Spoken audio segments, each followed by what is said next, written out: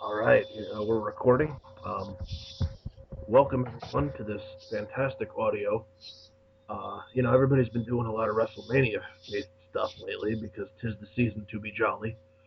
And I'm here today with uh, Connor from the OKayFabe show on YouTube. Please say hi and introduce yourself to all the people. Oh, that burp didn't count? I thought that burp would count. All right, well, anyway. Hi, folks. My name is Connor. I do the OKayFabe show on YouTube or various other internet darling places such as Twitter, Facebook. I'm a whore. You can call myself a whore. But yes, I do wrestling YouTube videos where I talk about wrestling, give my thoughts, predictions, a little bit of comedy here and there. That's pretty much it, really. I mean, yeah, that's pretty much all I do. Talk, talk, talk, talk, talk, talk, talk, talk, talk, talk, talk, talk. I'm gonna stop right Well, I'm another one of those guys that does the talking a lot, and I guess part of the reason I have a sore throat is because of that. Today we've got there. a That's yeah, part of the reason. yeah. The other part is, well, I'm not gonna get to that. Well, I blame Dustin. That's Dreamboy899. He never mind. Forget it. So That's save that for when you write your autobiography. You know that special chapter that I'm just gonna stop right there. Anyway, moving on.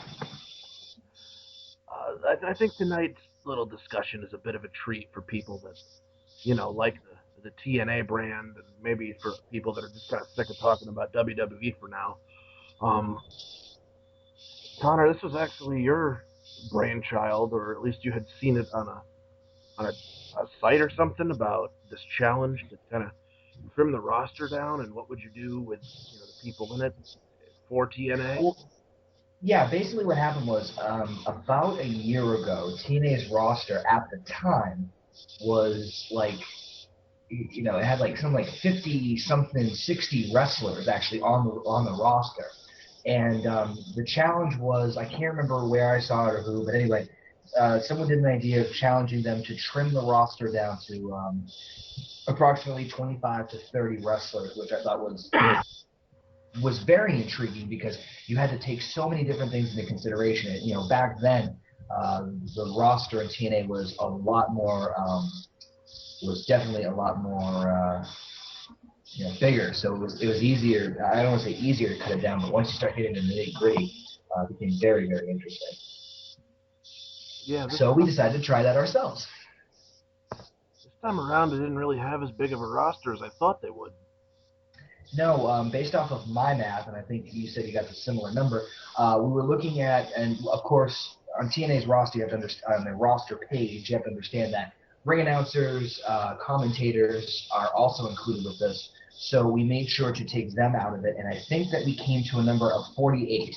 There are currently 48 active quote quote wrestlers on the roster, and for all intents and purposes, I also want to point out that we did take out Eric Bischoff and Hulk Hogan off that.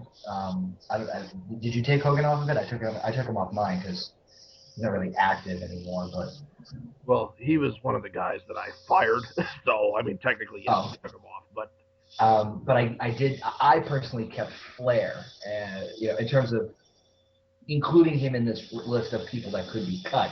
So, but I guess we'll get into that later. So.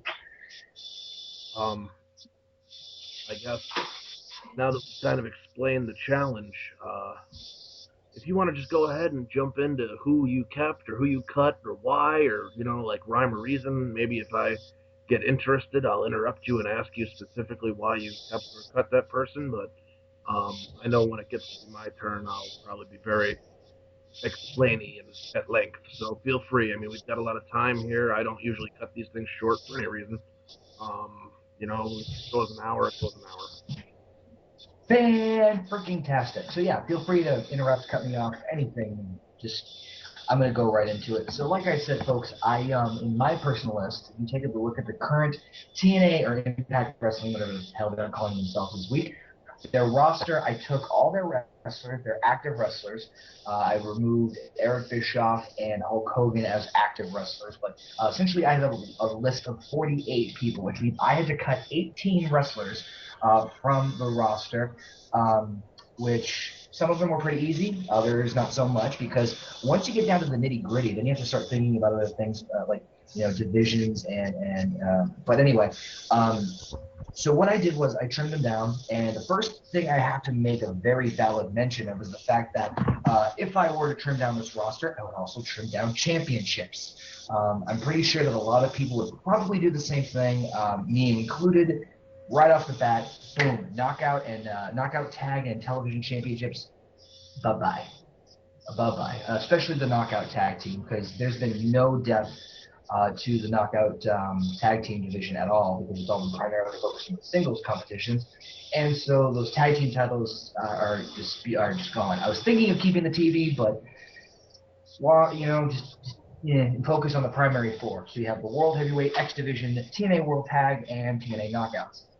So rather than give you the list of people who I keep, I think it'd be easier if I gave you the list of people I would get rid of.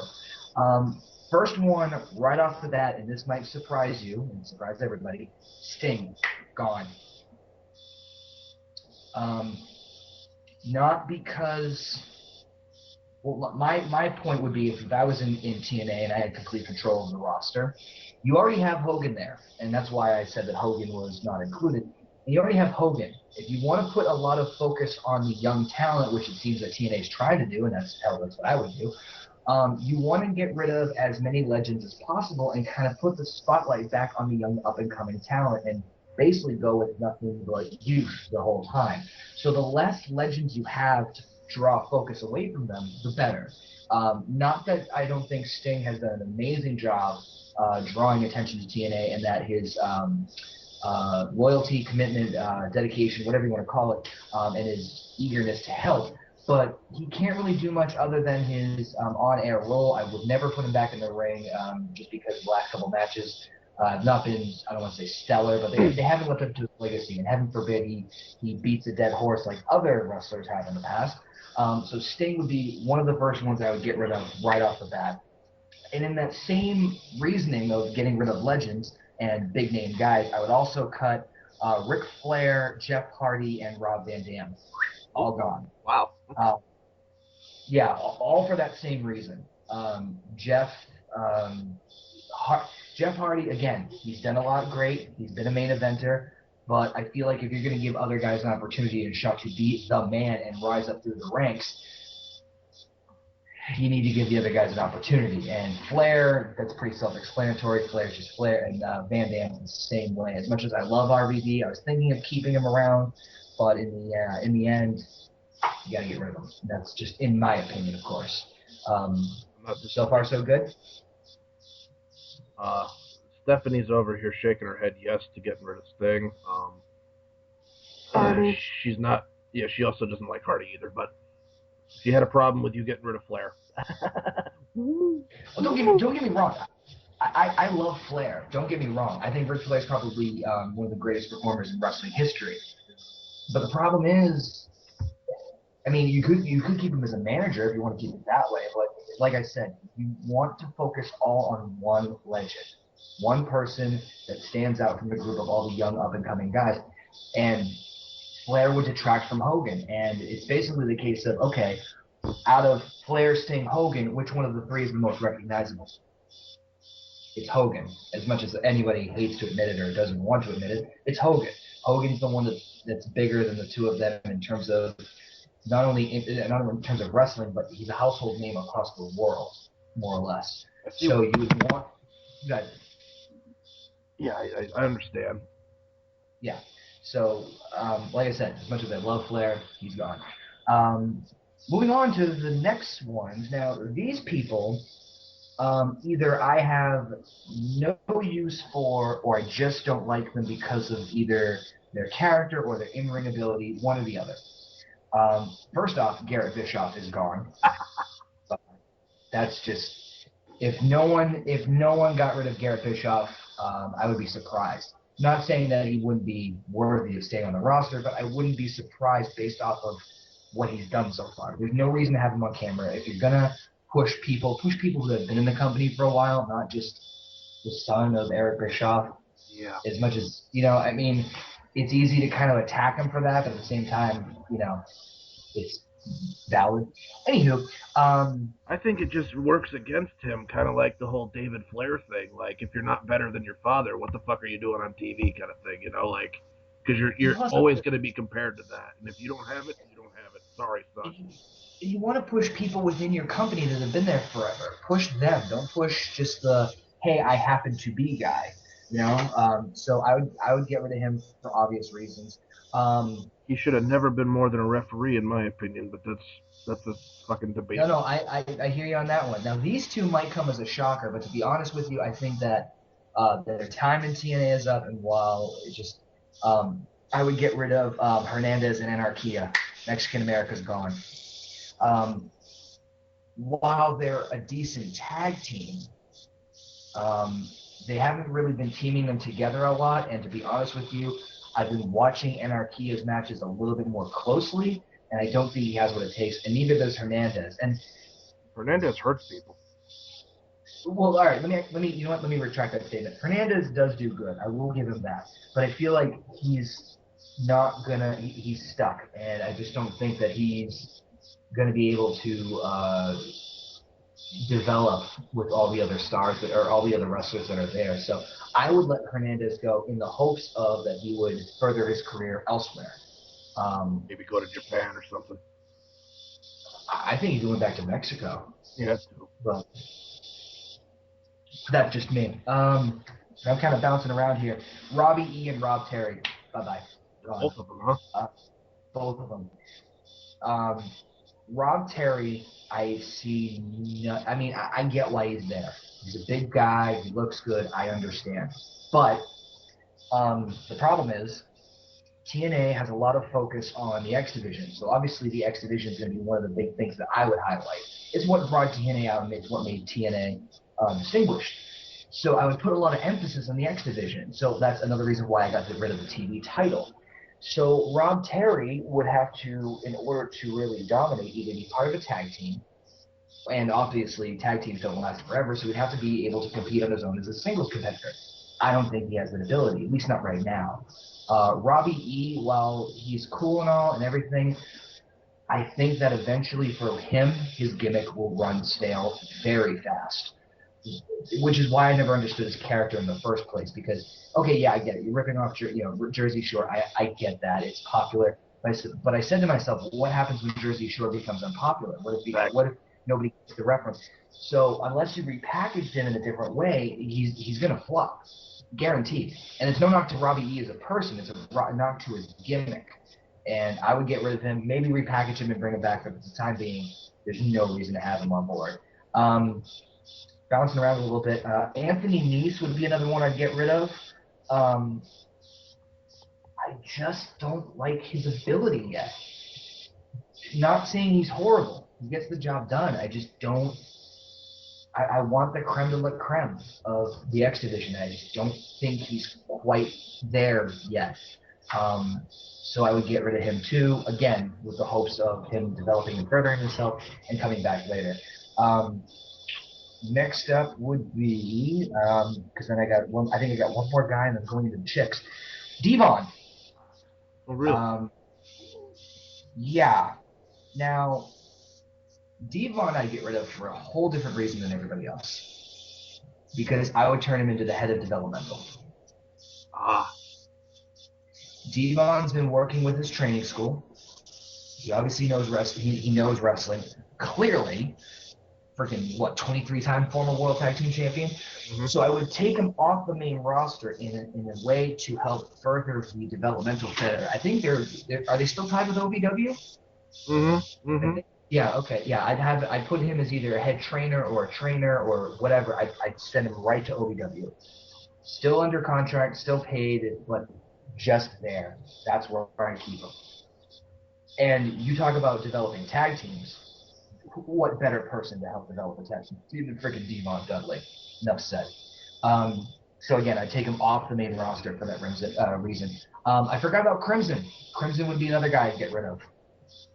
I just don't like him. I just don't like him. He's got an awesome, intense look, but that's about as far as he goes. His in-ring ability is limited. He's powerhouse, et cetera, et cetera. His promos really don't do anything for me. It just, I don't know. And you have to understand, too, the reason I cut a lot of these big guys is because I'm looking for guys to be potential world champion. And if I'm looking for a potential world champion, I'm looking for a guy who can get it done on every level. Mic, skill, in-ring, all that stuff. And Crimson just did not fit that for me. I could not picture Crimson being TNA World Heavyweight Champion as he is right now. And that's what I look forward to in terms of cutting a lot these, other guys. Now, let's see. With that being said, I have a couple of women that I would get rid of. I would only get rid of, I think, 3. 1, 2, 3. I'm sorry, 4, 5. Excuse me. I would get rid of 5 women altogether. The first one would be Tracy Brooks. As much as I love Tracy, there's not really much reason for her to, again, be there. Just kind of like, actually the same reason I also got rid of Tara. Tara would be the other one I would get rid of, too. Don't die on me now. Don't die on me. Tara, Tracy, and actually Brooke Tessmacher, I would get rid of all 3 of them. Mainly because, well, Tara's kind of done her thing. She's been around wrestling long, quite a while, and she's kind of teased retirement and everything like that. Tracy, again, has done everything. Tessmacher, just not a fan of her in-ring ability. And the thing is, she was only good with Tara as a tag team, so obviously I'm getting rid of Tara. I got to get rid of Tessmacher mainly as well, and plus I killed the TNA Knockout tag team division, so of course I'm going to do that too. The other 2 women, and this will wrap up my little list, would be Winter and Rosita. I always thought Sarita had the best talent I've seen in any of the women wrestlers. Winter, again, just not a huge fan of her in-ring ability. She's not that, I don't want to say graceful, but she's just, I don't know, just something about her in-ring ability doesn't get me. And the reason I would get rid of Rosita is because I think Sarita is hands down much better in-ring performer. Because I found it weird that Sarita came into TNA, had a momentum of like luchador, that style that you'd never seen women wrestling do. And then when Rosita showed up, they instantly made them a tag team. It was just like kind of like, okay. It's kind of like when Crimson actually came in. He was the brother of Amazing Red, and then that just kind of trickled off and died. Like, what the hell? That just made no point. So again, it's kind of like that. So I would get rid of Rosita, and I would put more emphasis on having Sarita go for the singles championship. So, I forgot one more. I'm sorry. I just looked through my list. There's one more person I would get rid of. I'm going to say the name because there's no other reason to say. It's pretty self-evident why I would get rid of this person, and that, of course, is Scott Steiner. Enough said. So that's my list. Scott Steiner, Jeff Hardy, Hernandez, Anarchia, Tracy Brooks, Brooke Tessmacher, Ric Flair, Robbie E., Rob Terry, Rosita, Winter, Crimson, Rob Van Dam, Anthony Nese, Devon Tara, Garrett Bischoff, and Sting. Bye-bye. Okay. Well, you said what titles you got rid of already, the women's tag and the TV, am I right? Yes.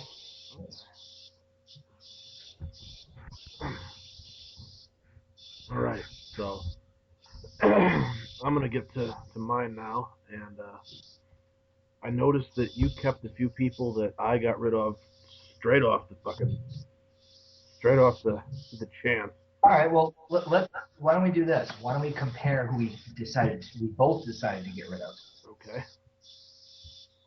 So, I'll go down the list in order of who I decided to get rid of, because I think I did it almost alphabetically off of the list that I had in front of me of active people. And okay. And then I went through and re-weeded everyone else out. So right. You might notice a pattern. Right. First and foremost, I have this written down on my list. It says trimming the TNA roster down to 30 stars. And then I was talking to myself. The question is, who goes? And the first name that comes up is Abyss. Really? Yup, Abyss is a waste of space for me. He's never impressed me. The whole Monsters Ball thing doesn't really do it for me. It's just a cheap ripoff of old matches that Mankind used to have, and anybody could do it. You could throw any other guy in there that's willing to bleed. I don't See, th- like his style. I don't like the fact that they've never used him properly, in my opinion. His He hasn't really been an impactful player. He last was seen with Bully Ray, and although the match went rather well, nothing ever came of it. And now that he's cut his hair off and shaved, I'm really not impressed. Like, I think that it's a waste. I've always thought this about him, and yeah, I may be the unpopular guy for doing so, but the whole gimmick was supposed to be a Kane ripoff, in my opinion, in the first place. And since Kane is already a ripoff of the Undertaker, it's like, how many fucking times do I have to see this bootleg? good point. I'm gonna keep my opinion about that because I'll be fair. I did consider Abyss being cut, um, but I'll tell you my reasoning after you're finished with yours. Second person I got rid of was Anthony Nese. I think I've seen him on the program like twice. Yep, yep. I'm like, well, if I'm gonna keep people around, I'm gonna keep people I know that can fucking work. And just because this guy might have done some house shows or whatever, I haven't seen him in months. So good luck. Best in your endeavors there, guy. Go to ROH or something. No. Um, Third person I got rid of, and I'll probably catch a lot of shit for this, is Gunner. Hmm. Okay, elaborate. I don't think that Gunner is anything without the association to Ric Flair. He's never been put in a position of any kind of prestige, really. He had a really brief, unimpressive TV title run for a while, but that was when the belt was kind of a joke being passed around, and eventually fell onto guys like Eric Young and Robbie E. So, um, you know, I don't think that he's really the future of that company for any reason. He, to me, he just doesn't cut the mustard. I don't really think that his skill level is on par with some of the other guys there. I think that he doesn't really have the charisma. He's got a look, and maybe somebody else could do something with him. I would not. Okay. I mean, like, he was one of the guys I had. I mean, he was the third elimination, so he was already up in my mind for just because they've never really done anything. I don't think that it would take the 2 years it would be to build them up properly in order to get to the main. I, All right, fair enough. my fourth elimination is Garrett Bischoff, just like you said earlier. Um, Woohoo! The system works. well, I don't see any point since I was getting rid of his old man anyway. That kind of spoils it down the line, but yeah, I didn't feel like he was going to go anywhere. I feel like Right. he's really really green, and I don't need anybody there that's holding the rest of the people back. I need people that can compete. I need a strong team of 30, and he's not on it. Right. I'm sure if he wanted to hone his skills, he could go to a different kind of indie promotion and work his way up. But the silver spoon treatment doesn't do it for me. At least when Now, Shane McMahon, and at least when Shane McMahon got in the ring, I was fucking convinced that it was going to be a good show, and it usually was. to be Shane fair, McMahon was. would you keep Eric Bischoff behind the scenes? No, You get rid of him completely from the company. completely gone. Okay. Um, Now that might take some people by surprise, but I'll probably get to that in a little bit. Um, so the next person I'm going to get rid of is Scott Steiner. Yeah. Scott Steiner, Freakzilla, the big bad booty daddy himself, giving us awesome promos since, I don't know, 1981 or maybe even earlier than that. The guy is very limited in the ring. I think that his time has come and gone. I thought that his last feud with Rob Terry was fucking horrible, and his time essentially, like when he was tag teaming with Crimson for like a week, I was kind of interested, but then he was nowhere, and it's stale. And I think that that whole idea of the Immortal faction and the main event mafia has to go get buried in the sand somewhere and forgotten about forever. He's what's left for him to do? He's just there. Even if you involve him in a somewhat major program, it's there's nothing for him. I don't even think he could get anybody over at this point because he's so. That too. I mean, I feel like if you're gonna get other people over, you can give them a rub with somebody that's a bigger star right now. So, um, next on my list was Shannon Moore. I got rid of him. I've never been a Shannon Moore fan. He just doesn't have it for me. He also comes Well, along with that Hardy, rub. That was, I think he only ever got anywhere in the business because of his association with the Hardys, because of working up with them through the independents and even in WWE for a stint. But I've never been impressed by him, not once. I didn't like him in WCW. I didn't like him in WWE, and I don't like him now. I don't care what kind of gimmick you throw on him. I think that he's just very a bland kind of person. Um, yeah, I never was really a big Moore fan either. I mean, not huge anyway. I mean, I thought he had decent in-ring ability, but overall, I kind of agree with you on that one. if I could bring back a Jay Lethal in his place, I'd do it in a second. Um, you know what I mean? So the next guy, I had to cycle the list back through at this point, and the first person that stood out was Rob Van Dam, RVD. RVD. Uh, his time is up. ECW needs to just kind of die, fade into the sunset. He had a world title stint, and I couldn't buy into it.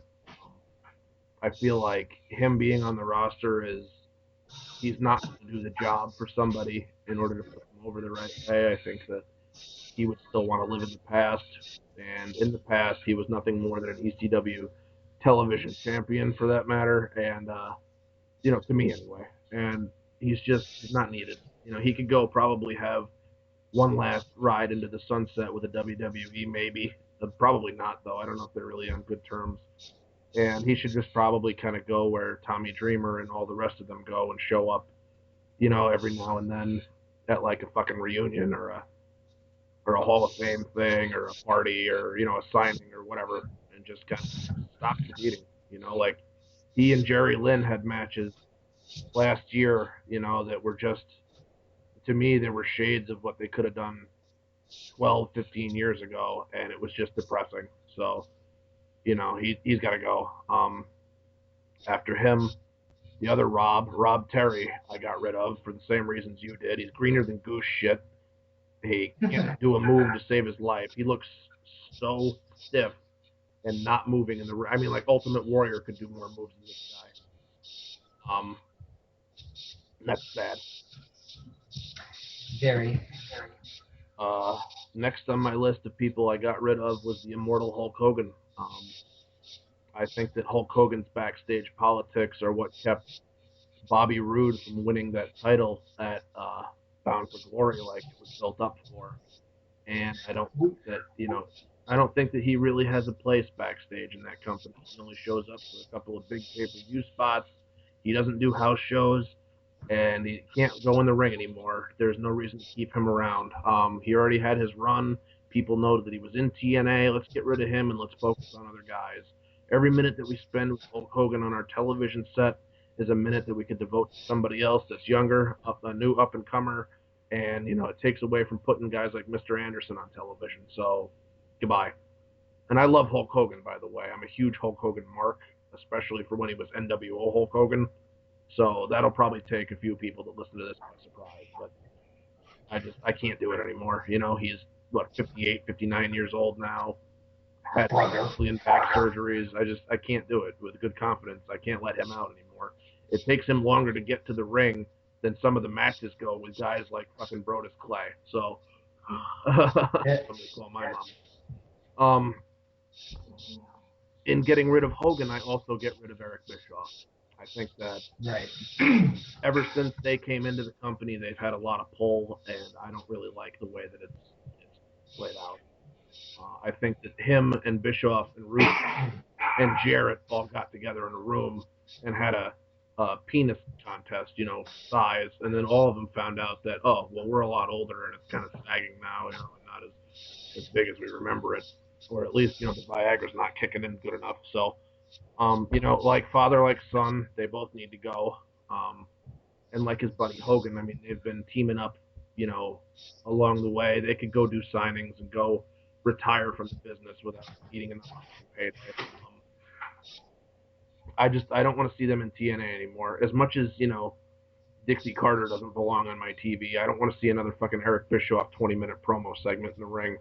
I never want to see another group like Immortal. You're not going to live off of the fucking the uh, the success of the NWO. Almost 20 years later, you can't do it anymore. You can't hide behind that. Eric Bischoff is a lot of the reason that the WCW did go into the red and under. And as much as it was the Turner, shit and the Time Warner merger of AOL, Bischoff played a role, and I he's a figment, he's a relic of the past, you might say. And I don't really think that he needs to be around anymore to influence anybody else's decision making. I think that since Bruce Pritchard has taken over as the head of the creative or the head writer or whatever the hell he's doing now, that the project Yes. has been a lot It's Bruce and really it's still. Bruce and Dave Lagana. Dave Lagana and Bruce Pritchard are both working in the creative.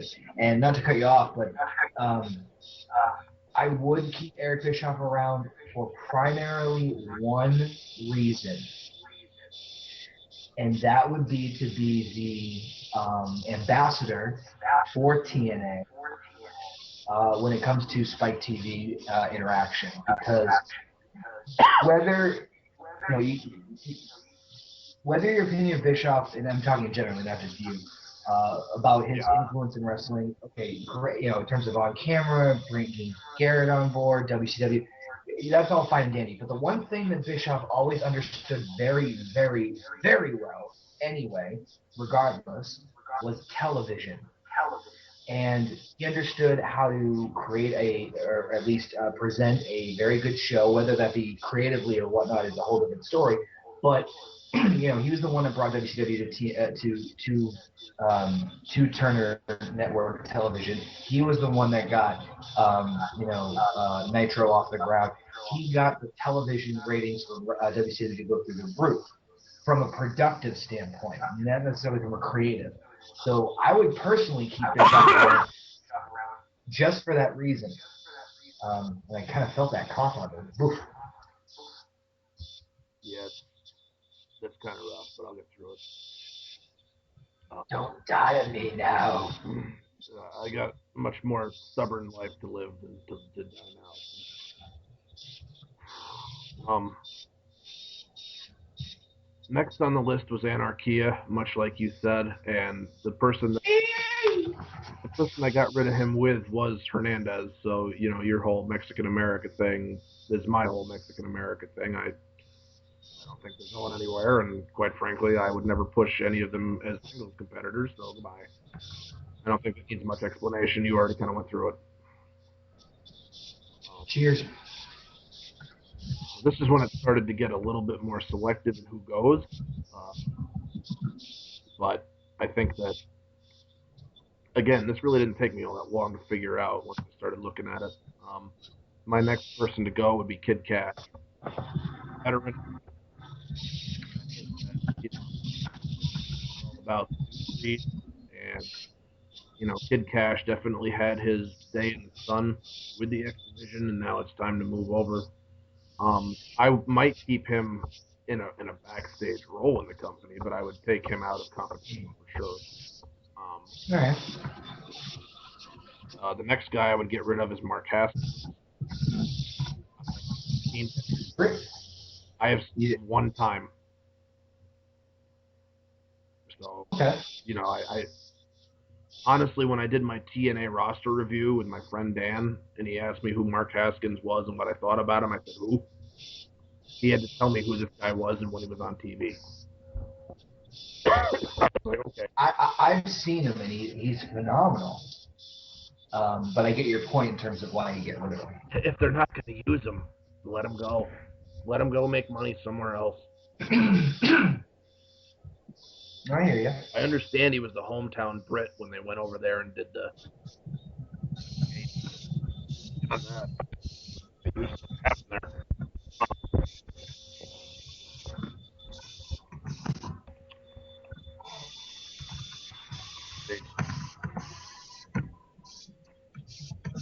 We've only got a few left, so don't worry.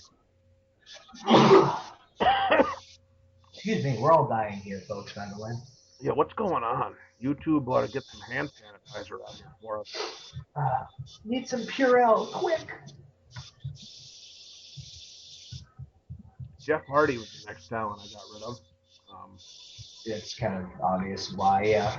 There's no reason to really get into too much detail. I'm still pissed about Victory Road last year.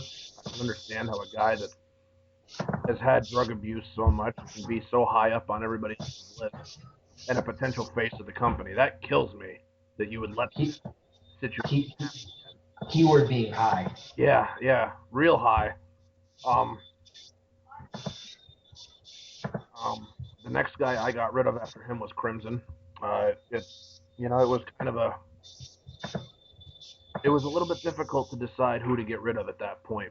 That was the last guy I got rid of on the roster. The next three are all women that I got rid of. But for me, Crimson really didn't have anywhere to go. He's kind of new. He hasn't really proven himself to me at all. I think beyond the tag team division where somebody else can help carry him, that he's going to excel. I really he was paired with Morgan for such a long time now that Morgan is going to go on and break off of this and become a singles competitor again and do great things. I don't really think I've got room for this for anybody that can just carry him. Well, not only that, and I'm again not trying to be repetitive and cut you off or anything like that, but at least this is again my mentality is most of the people that I kept were either for you have to think that any singles competitor or most of your singles wrestlers, you should theoretically you should be able to picture them at some point in time as being world champion because you want to rotate your talent through. You don't want to keep a guy at the mid card stat forever. Right. And Crimson, I just don't see it. I couldn't do it in good. I just don't. Could not. So yeah, now we get to the ladies, and before I go anywhere else, I also got rid of the Knockouts tag team title. I wrote that down here at the bottom after stuff, but I got rid of three ladies in particular that I just didn't see it happening for in the future, and kind of wondering why they hadn't already gotten rid of them in the first place. First of all, ODB, somebody that really, yeah, I have to, man. Like last year when she was in there with Jackie and they were competing without contracts necessarily was some of the worst TV I've ever seen. The gimmick is so stale. She's been doing it for so long. It doesn't get me, even remotely interested anymore. The fact that they paired her with Eric Young just shows that she really needs somebody else to get her over or to help her out with the crowd. She just doesn't appeal to me at all. right. The second lady I got rid of was Madison Rayne. I have not been impressed with her too much. I think for the only real thing really going for her is her ability to stay in character. I think she's very limited, kind of crappy in the ring, to be honest. I don't think she really knows how to chain moves together or thinks 3 steps ahead. I think she really focuses on that stupid wave that she does and wearing a tiara, and that's about really all the thought process she puts into it. At least, I mean, she could be the nicest person backstage or whatever, but this death match with Gail Kim was, to me, it was so unimpressive. And Steph and I sat here and went like, why are we watching this? remember watching Tara versus Gail Kim at the you know last pay per view, and uh, it was it was pretty good. I mean, until that whole moonsault incident where she had to fake the knee injury, but Madison Rayne not really doing it for me. And then the last lady I got rid of was Tracy Brooks. Just never see her as an asset, even when they brought her back. And the fact that she was associated with a Karen Jarrett storyline tells you that it was just awful. So that's all of my people that I got rid of. Okay. I'm gonna die.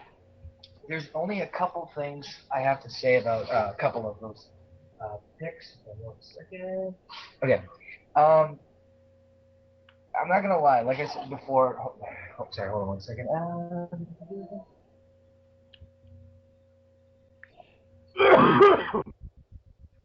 what's going on?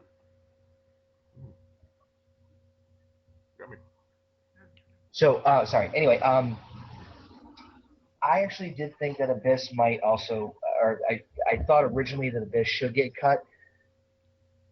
But the reason I kept him was because, from a bookings perspective, what I would have done with him was I would have turned him heel and used him basically the way they used him in TNA when they first started. At least from generally speaking, Abyss was treated as a upper mid card heel that was designed nothing more than to get baby faces over and propel them to a world title picture. And that's exactly what I would use him for. Because Abyss does have a little credibility in TNA, being a former champion and having feuds, and Mick Foley putting him over in the past, and he's a TNA original. He's been there since more or less since the company's opened, give or take. So he would have a little credibility to him, especially as he's better as a heel because he doesn't need to talk, and that's a whole other thing I don't want to even get into about Abyss talking and everything like that. Though, I'm gonna cut you off right there because right. I think that you could do the same thing with a guy like Bully Ray, and he can. You could. So that's why I kept him and cut Abyss. Like for all intents and purposes, and I could see Bully Ray as a world champ or a TV champ and getting those other baby faces over and doing it because he can draw heat rather than just because he's there as a placeholder. So you know what? I completely 100% agree with you. The only two things I don't disagree, I shouldn't say 100% agree. There's only two things I dispute on that. And the only thing is, I think Abyss has more ability as a singles competitor than Bully Ray. That's just me, though. Mm-hmm.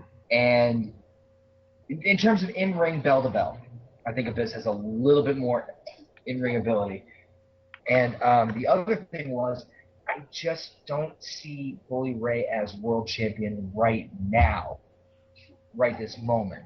But that's, again, just my opinion. And Gunner, I get loud and clear why you cut Gunner. I understand that.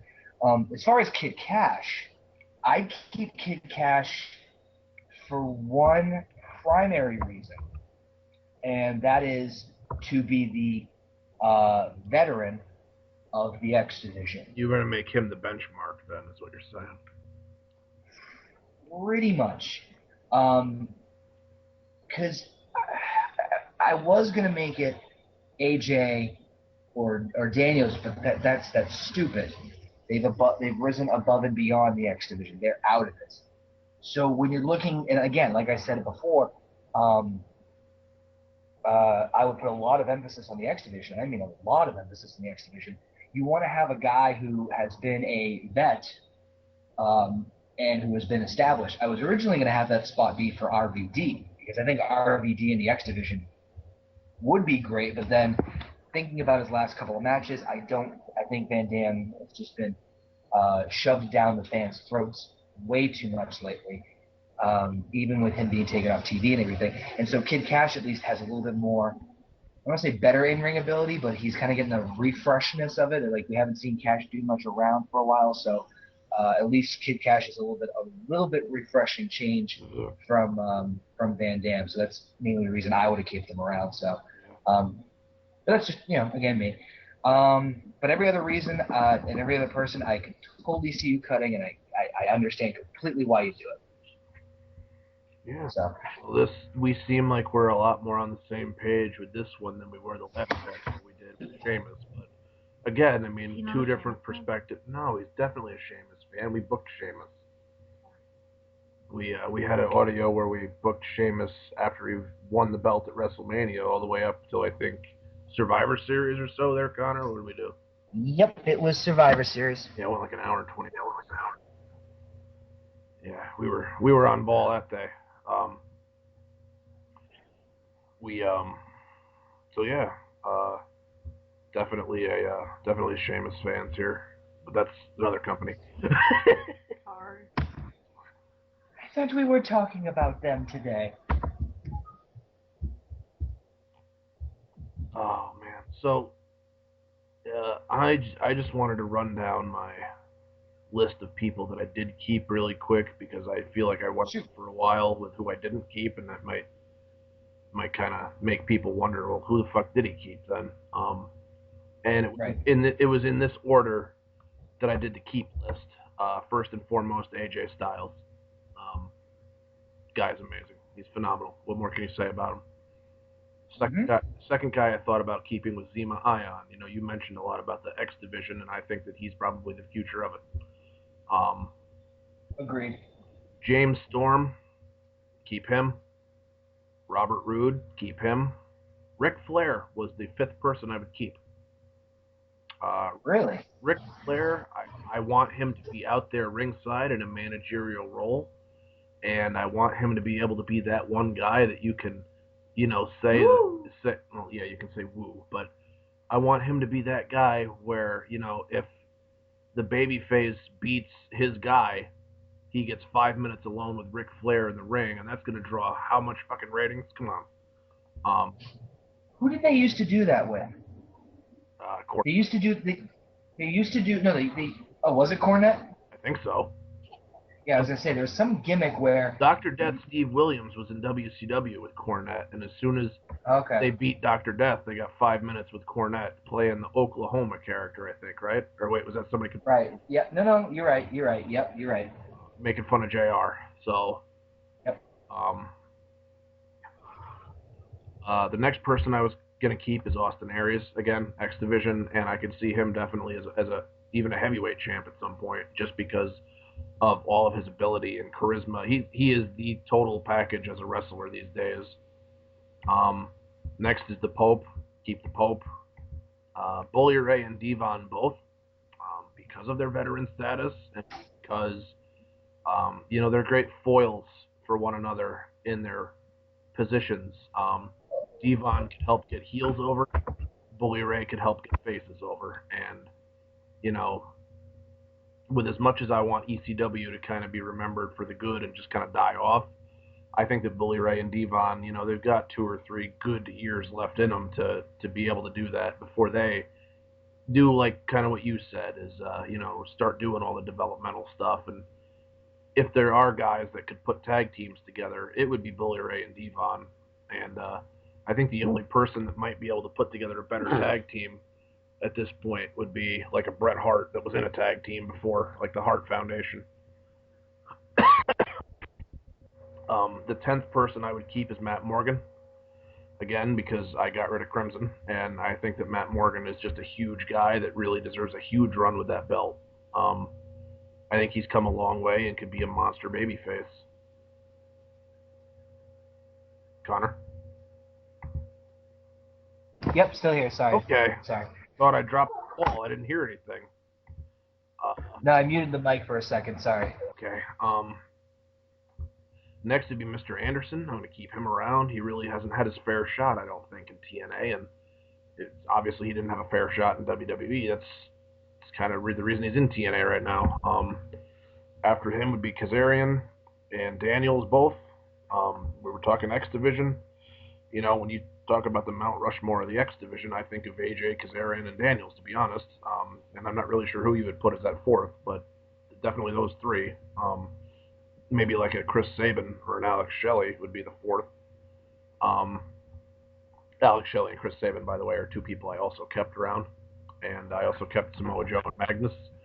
Not just because these guys are in tag teams and are going to be in a tag team feud at some point, but because they're also great competitors in and of themselves. After that, I kept Kurt Angle, and I kept Douglas Williams. Again, I needed some mat wrestling to be going on, and those two can definitely provide it. Kurt Angle, of course, being a veteran. Douglas Williams, of course, being a former X Division talent. Um, Jesse Sorensen was my 20th guy that I chose to keep.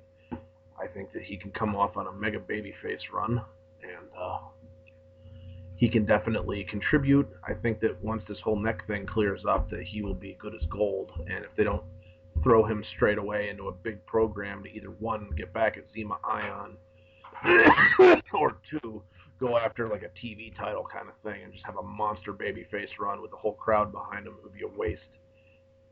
And then I get to some of the women that I decided to keep. First and foremost was Winter. She hasn't really had a fair gig. I think a lot of that is due to backstage politics, and I think that she could really carry that title and give it some extra credibility. I would want Winter to have a good opponent, so of course I kept Tara, I kept Gail Kim, and I kept Mickie James. Like you, I always saw Sarita as one of the brighter women people they had in their division, and I never understood why they didn't really let her go have a singles career that was red hot. She could have been a really big baby face at the time, but they put her with Mexican America, and I think that it didn't really do anything for her. I had a really hard time, trying to keep women around, but I wanted to have a big enough division to where the competition didn't get stale. So I decided to also keep Velvet Sky, seeing as she's kind of over, and I thought hopefully she would get better, than the three moves of doom that we see out of her. And I kept Brooke Tessmacher because I think that one, it would be good publicity, and two, I think that she's only got, she's going to get better as time goes on. There were three men that I decided to keep after that fact as well. They are Sting, Eric Young, and Robbie E. Some people might have let Robbie E and Eric Young go straight away, and I think that no. What you do with Robbie E is change his gimmick. Um, what you do with Eric Young is give him something a little bit serious, to use. And that's about everything. My notes to myself were that there were only 7 women now on the roster, so I had to get rid of the women's tag titles. It's not going to be enough women to really create tag feuds and a singles thing. Quick question: what if you were to change Robbie E's gimmick? Do you have anything in mind that you would keep as his gimmick? Like, would you make him plain or anything like that? I started thinking about it, and first and foremost, what I want to do is get him a fucking haircut for one. Good point. Two, I don't think that he's a horrible in-ring performer. I think that he's just a little bit limited in the charisma department because of the gimmick that he's stuck with. And so I would try to put him as a heel in order to allow him to, continue his mic work and see if he could actually do it or not. I would want to see him with kind of like I don't want to generalize here too much, but I want to see him as more of a tweener character, to be honest, where he could go either way. Um, kind of like, shades of Jake the Snake Roberts. I would want him to be a guy that could be over either way. But having already cemented that Robbie E character, do you think it might be harder for him to do that because people will associate him at first anyway with that whole stupid Jersey Shore gimmick? Honestly, I think if he came back and he worked his way back up the card, first competing in the X division, having success there, and then building himself, back up with the bigger talents and maybe feuding with like a Devon again later on, or just some other guy for the TV title, that, he could probably get himself back over if he just really had like a 180 and wasn't a stupid, Jersey Shore TV ripoff character anymore, but really worked on his own unique kind of thing. Like, you don't want. It would have to be a pretty impactful change. Like, it would have to be very Well, big. I wouldn't want him to be, like a Doink the Clown or a firefighter or a Rocket Owen Hart. But I think if given the right kind of gimmick, like by no means would I give him a monster baby or yeah, I'm sorry, monster heel gimmick because he's just not a big enough guy to do it. Right. Yeah. No, I hear you. But I Right. think that if he could become a little bit more technically sound, remember when Chris Benoit was heel for a while? Loved it. If he could fucking try to do something like that or come off as like what a Daniel Bryan should have been as a heel and not like a Yeah. pussy runaway kind of guy, I think he could Mm-hmm. establish credibility with that. If he actually got in the ring and backed up everything that he said, it'd almost be like Shades of Austin before his anti-hero babyface thing, whatever you. If you've ever seen, um, you know who Nigel McGuinness is, right? Yes, You ever seen him be a heel in the Ring of Honor? yes, That's what he should be. Because he did this great gimmick where he was Ring of Honor World Champion. He won the belt after like bitching and moaning about it, and then after he did it, he had like this brutal match with Bryan Danielson, yeah, and then he said, no, I'm not putting my health on the line. I'm putting my health first before anything else. He goes, and if you people don't care about my health, maybe I shouldn't put this title belt on the line anymore. And that was just such a unique, different heel spin on it because it wasn't that he lost credibility, but I don't know, something just I idolize Nigel McGuinness, FYI. Like huge, and I think that Robbie E has a very technically sound gimmick, like you were talking about. I think if he patterned himself along that type of angle or that type of heel persona, or even when Bryan Danielson was heel in Ring of Honor, one of the two, he'd be over like $1 million. yeah, and that's really what I saw with him. And I also like. I mean, I kept Eric Young before him too, but I wanted him to get away from the comedy shtick because he's been stuck with that, eating shit and liking the taste of it for so long that you kind of forget that this guy can perform. He can go out there and he can elicit the right kind of reaction from the fans. He gets booed as a heel. He gets cheered as a babyface. He gets laughed at as a crazy guy. But this guy can go out there and do any of those type of gimmicks. Like, what if you actually gave him something serious too? Like I thought about these two guys because it's guys like that have versatility. Like I mean, we haven't really seen the versatility out of Robbie E, but he's got to have something. Otherwise, they never would have picked him up. I think it's time for him to debut that a little bit. True, fair enough. Uh, But I'd keep them away from each other, obviously, because they've had the feud in the past. It didn't really do anything for either one of them. right, But right. I don't see why Eric Young couldn't get over as the next mega baby face. Shades of Santino right now, give him a television title run again, and actually have him like do something with it, and not be engaged to ODB. And then Robbie E could definitely even work himself up the card and be an upper card kind of guy. Maybe not ever a heavyweight champion, but I mean I don't see why if given the right kind of ropes to Right, right. walk along with that he couldn't be. I mean, he's got a look, that's for sure. Yeah, that's an understatement. Um, but no, those are all solid points. No complaints there. So yeah, I mean, I don't know what else you want to try to incorporate into this, unless you want to try to break down who you wanted for each division. But I think it kind of speaks for itself because Pretty much. you talk No, that. working people up and down the card, so that would be the idea. Mm-hmm. Keep it revolving, keep it not what WWE is doing and giving us the same shit over and over again, but to make it different and exciting and kind of unpredictable rather than Well, oh that's why I focus on guys that aren't very well known. If you have the right balance of veterans and young guys, it'll work. It'll get over like $1 million. That's why I'm liking TNA's product a little bit right now because, with the exception of the Garrett Bischoff angle, you're not really seeing a lot of big vets get over. I mean, obviously Sting's the big one right now, but I don't know if you read the Impact spoilers. I try not to Um, read any spoilers to be honest. I think they kind of kill the business. All right. Well, I won't say anything. But I'm just gonna say that the focus will be taken off of Sting. That's all I'm gonna say. Oh yeah, But that's the kind of stuff I mean. Is that Sting's in the perfect role. He wasn't wrestling. Obviously, this pay-per-view is an exception. But stuff like that, and that's why I like the way TNA's created. But anyway, I think I've spoken enough. The last hour.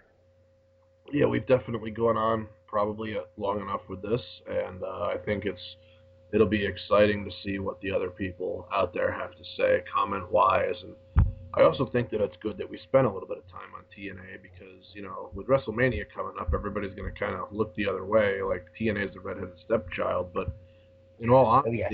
in all honesty, I am super duper excited for Lockdown, and I think that Yeah, they're treating it differently. They're treating it like a big deal now, which it should be treated as such. yeah, I thought that even last year's Lockdown I felt was better than last year's WrestleMania, and I think that if TNA can capitalize again this year, that they'll prove that they belong in business and that they mean business.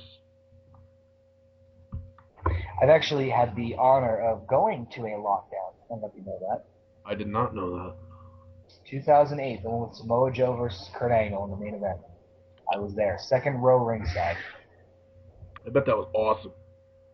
Um, needless, yeah, oh yeah, to say the least, it was. And, oh, by the way, in case anybody's listening to this up to this point, if you go back and watch Lockdown from 2008 and you see a giant green neon sign, second row, hard camera, that idiot holding that sign is yours truly. Um, it was in Lowell, Mass, which is literally like 3 towns over from where I live. So of course I had to go. But the really cool thing was the fan interaction. They did a fan fest, but I won't go into it very long because I know we've been on here for that, so I'll wrap it up. But basically, long story short, amazing experience, amazing matches, fantastic.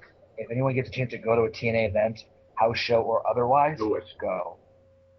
I can reiterate that. I went back December the 29th, right after Christmas of 2011. And, I was even talking to Dreamboy899 earlier today, Dustin Herondine, and we were talking about the TNA Live experience, about how, they really make the fans feel like they matter. And honestly, if you're going to succeed as a wrestling company, you have to do that. You have to make the fans feel like you give a shit about them.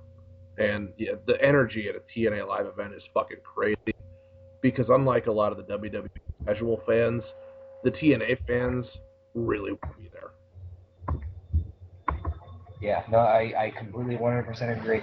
I think that TNA is really going to capitalize on their fan interaction. If they do that, sky's the limit for them. But, All right. well, I need to get some sleep. I don't know about you, good sir.